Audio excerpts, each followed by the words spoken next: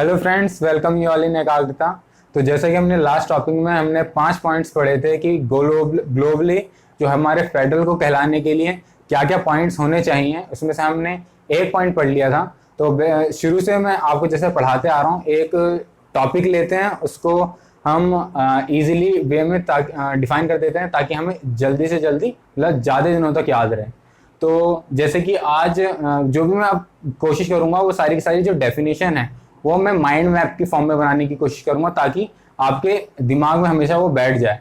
तो शुरू करते हैं। जैसे हमने लास्ट लेक्चर में पढ़ा था, जो 5 पॉइंट्स हैं, यानी कि जो ग्लोबली 5 पॉइंट्स है फेडरल को एज ए प्रूफ करने के लिए कि वो चीज़ फेडरल है या नहीं, तो पहले वो देख लेते हैं जो मैंने पढ़ाए थे लास्ट टाइम। वो है DSWRA। इसे आप छोटी सी ट्रिक बोल सकते हो या जो भी आपके मन में वो बोल सकते हो। तो DSWRA, तो डी मतलब डिवीजन ऑफ पावर, जो मैंने पढ़ा दिया है। अब आ जाते हैं हम सुप्रीमेसी ऑफ कॉन्स्टिट्यूशन, जिसका मतलब है संविधान की सर्वोच्चता। तो संविधान की सर्वोच्चता में हम क्या देखेंगे कि जैसे कि मैंने आपको बोला कि जो डेफिनेशन है हम थोड़ा माइंड मैप की फॉर्म में पढ़ेंगे, थोड़ा ट्रिक लगा के, ताकि हमको वो चीज याद रहे। तो क्या है हमारी संविधान की सर्वोच्चता, यानी कि सुप्रीमेसी ऑफ कॉन्स्टिट्यूशन। तो सुप्रीमेसी ऑफ कॉन्स्टिट्यूशन में क्या है, देखो मतलब क्या है सुप्रीमेसी ऑफ कॉन्स्टिट्यूशन का, यानी कि जैसे सुप्रीम, जैसे हमारा क्या है कॉन्स्टिट्यूशन है। कॉन्स्टिट्यूशन क्या है? कॉन्स्टिट्यूशन क्या है? सोर्स ऑफ पावर है किसका? सेंट्रल गवर्नमेंट और स्टेट गवर्नमेंट। ये डेफिनेशन है, ये याद दिल रख लें। कॉन्स्टिट्यूशन क्या है हमारा? सोर्स ऑफ पावर किसका? Central government and state government. और क्या करता है, और ये इन दोनों की पावर को क्या करता है? बाइंड भी करता है। तो क्या है, यानी कि जो हमारी स्टेट और सेंट्रल गवर्नमेंट है, तो कॉन्स्टिट्यूशन से वो पावर भी ले रहे हैं और कॉन्स्टिट्यूशन उनको बाध्य भी कर रहा है कि हाँ तुम ये कर सकते हो, बस इतना ही कर सकते हो, इससे ज्यादा नहीं कर सकते। तो वही चीज है यहाँ पर कि एक तरह से पकड़ के रखा हुआ है कि जितना मैं बोलूंगा तुम उतना ही करोगे, फालतू का ज्यादा वो नहीं करना। ठीक है। तो जैसे ये सेंट्रल गवर्नमेंट है और ये स्टेट गवर्नमेंट, तो हमारी डेफिनेशन क्या होगी कि जैसे central government and state government क्या है, main source of power are come under the constitution, or it can send constitution can also bind central and state government किसके बेसिस पे? जो इसके अंदर प्रोविजंस लिखे हुए हैं।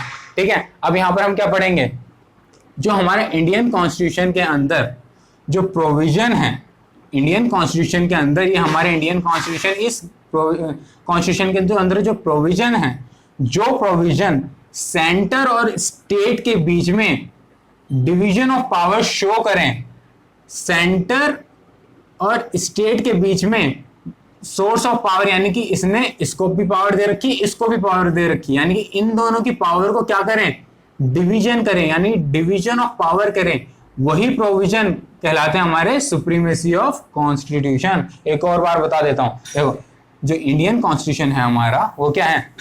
इंडियन कॉन्स्टिट्यूशन के अंदर जो प्रोविजंस लिखे हुए हैं, जो प्रावधान लिखे हुए हैं, उन प्रावधानों में जो सेंटर और स्टेट गवर्नमेंट के बीच में जो डिवीजन ऑफ पावर शो करे, वो provisions, division of power show करे, वो provisions supremacy of constitution show करते हैं। अब वो कौन कौन से प्रोविजंस हैं, वो हमको एज ए एग्जाम्पल के रूप में पढ़ने किसमें? Supremacy of constitution. यानी कि जहां पर भी सुप्रीमेसी ऑफ कॉन्स्टिट्यूशन आएगा, सबसे पहले क्या करना है? ये पढ़ना है। उसके बाद वो प्रोविजंस लिखने हैं, वो जो प्रोविजंस लिखने हैं वो किस में आएंगे? एग्जाम्पल की फॉर्म में आएंगे। तो सबसे पहला एग्जाम्पल बता देते हैं, आर्टिकल 54 और आर्टिकल 55। जो प्रोविजंस, ये जो आर्टिकल 54 एंड 55 है, जो कॉन्स्टिट्यूशन के अंदर जो ये प्रोविजन है, वो रिलेटेड होता है किसके? प्रेसिडेंट के इलेक्शन पे, यानी कि भारत के राष्ट्रपति के निर्वाचन से संबंधित प्रावधान, यानी कि प्रेसिडेंट के इलेक्शन से रिलेटेड ये क्या है? कॉन्स्टिट्यूशन। देखो मैं हिंदी और इंग्लिश में दोनों में कोशिश कर रहा हूं कि समझ में आ जाए, ताकि उस जो हमने इंग्लिश पढ़ी है वो हिंदी में कन्वर्ट करके हम इजीली रिलेट कर सकें और थोड़ा दिमाग में जल्दी मतलब चला जाए इजीली। तो इतना समझ में आ रहा होगा कि प्रेसिडेंट इलेक्शन की बात करता है कौन सा आर्टिकल? 54 एंड 55। दूसरा चैप्टर 5, देखो हमारे कॉन्स्टिट्यूशन के अंदर कुछ चैप्टर्स हैं, कुछ पार्ट्स हैं जो हम आगे फ्यूचर में पढ़ेंगे। अभी फिर इतना जान लीजिए, जो कुछ चैप्टर्स हैं, उन चैप्टर में कॉन्स्टिट्यूशन के जो चैप्टर्स हैं, जैसे हमारी बुक होती है ना, चैप्टर 1, चैप्टर 2, चैप्टर 3, ऐसे हमारे कॉन्स्टिट्यूशन में होते हैं। तो कॉन्स्टिट्यूशन के चैप्टर 4 और पार्ट 5 के इंडियन कॉन्स्टिट्यूशन के अंदर, चैप्टर 4 और पार्ट 5 के इंडियन कॉन्स्टिट्यूशन के अंदर क्या है, there shall be a supreme court who jurisdiction is apply on the whole country, यानी कि हमारे देश में एक सर्वोच्च न्यायालय होगा जिसका ज्यूरिडिक्शन यानी कि न्यायिक अधिकार समूचे भारत पर लागू होगा। There shall be a supreme court, Bharat का एक सर्वोच्च न्यायालय होगा जिसका यानी कि हुज ज्यूरिडिक्शन इज अप्लाई, यानी कि जिसका न्यायिक अधिकार समूचे भारत पर लागू होगा। Whose jurisdiction will be apply on the whole country. यह समझ में आ रहा होगा कि एक सुप्रीम कोर्ट है जिसका ज्यूरिडिक्शन यानी कि न्यायिक अधिकार, यानी कि जो भी वो बोलेगा सबको मानना पड़ेगा, जो भी वो बोलेगा। तो ये किस पे लागू होगा, पूरे भारत पर लागू होगा। ये दूसरा एग्जांपल हो गया। अब आते हैं हम तीसरे एग्जांपल पे।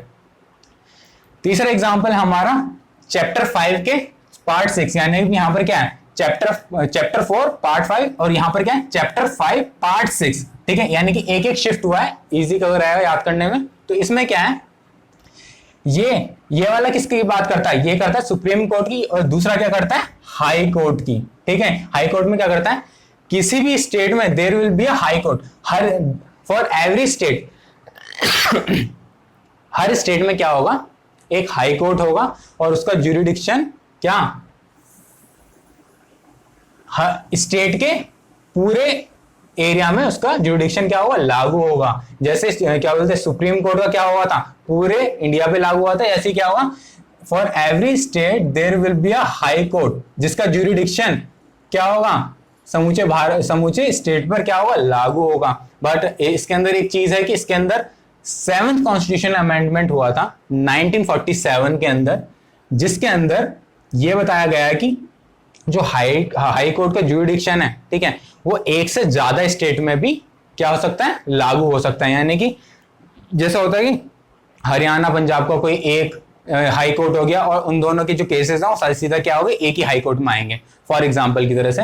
तो इसमें क्या होगा, 7th अमेंडमेंट में ये बताया गया जो ज्यूरिडिक्शन है वो एक से ज्यादा भी स्टेट में लागू हो सकता है। तो अब जाते हैं हम चौथे एग्जांपल पे। चौथे एग्जांपल है हमारा आर्टिकल 241। आर्टिकल 241 क्या कहता है, जो यूनियन टेरिटरीज हैं जैसे हमारी दिल्ली, पांडिचेरी, दमन एंड दीव और क्या बोलते हैं अब इसमें क्या है, यूटीज, जैसे आर्टिकल 241।